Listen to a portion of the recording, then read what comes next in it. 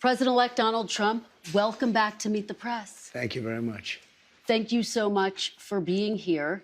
You are the first president since Grover Cleveland to win non-consecutive terms. Republicans now have control of the House and the Senate. Right. What do you plan to accomplish in your first 100 days in office? Well, we're going to do something with the border, and very strong, very powerful. That'll be our first signal, and the first signal to America that we're not playing games. We have people coming in by the millions, as you know, and a lot of people shouldn't be here. Most of them shouldn't be here, but we have jails being emptied into our country. We have mental institutions from all over the world being emptied into our country. So we'll be doing that. We're going to be extending within that period, or as soon as we can, the Trump tax cuts, because, you know, they're coming due and they're very substantial for people. And it would be very, I think it will anger a lot of people, frankly, if we don't get an extension of that. That's what led us to one of the greatest economies ever.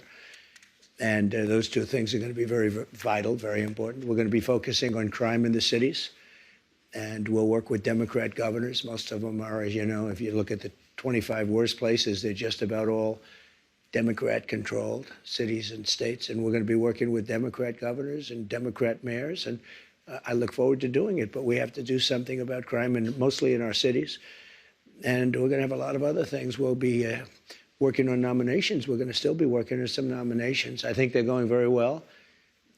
We have, for the most part, I think they're going extremely well. It looks like Peter's doing well now. I mean, people were a little bit concerned. He's a young guy with a tremendous track record, actually. He went to Princeton and went to Harvard. He was a good student at both, but he loves the military, and I think people are starting to see it. So we'll be working on his nomination along with a lot of others.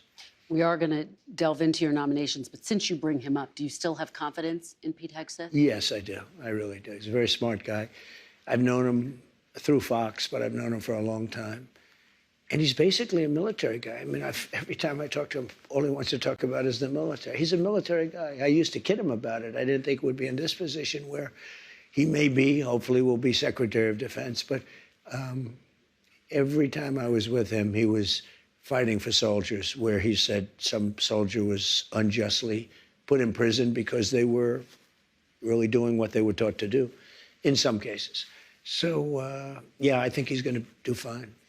The fact that there are these allegations against him, misconduct, sexual misconduct, heavy drinking, the fact that he said to some senators reportedly he'll stop drinking if he gets this job, does that worry you? No, I think that everybody has something that they can stop. Some people can stop eating. I'm lucky I'm not a drinker, but I could stop eating. And we all want to stop doing something. And if he said that, I mean, that's a nice thing to say. That's a good thing to say. But he's very respected. I can tell you, I know a lot of the people at Fox, they think he's fantastic. And the people that work with him, really, they love him. So I think you're going to have somebody that's really terrific. And again, all he talked about with me, I said, you know, you're not really a television guy, even though he did very well, as you know. You're really a military guy. He said, I'm all about the military. And I told him, so he's making a lot of money at Fox. They're doing very well. And I said, you know, if for some reason you don't get this thing, you're not going to be able to go back. And all that money you're making, you can kiss it goodbye. He said, this is all about America. You know, he didn't say, well, let me think about it. Let me discuss it. That's a very big, risky thing he's doing. When he goes and he says, I'm going to give up, you know, millions of dollars in order to possibly become the Secretary of Defense. A lot of people would say it's a great position. It's probably almost no greater position, but a lot of people would say, I have to think about it. He said, I don't have to think about it. All right, we're going to delve into your cabinet picks a little bit later, but I want to delve into one of your signature promises on the campaign trail, which was to end inflation, to lower prices.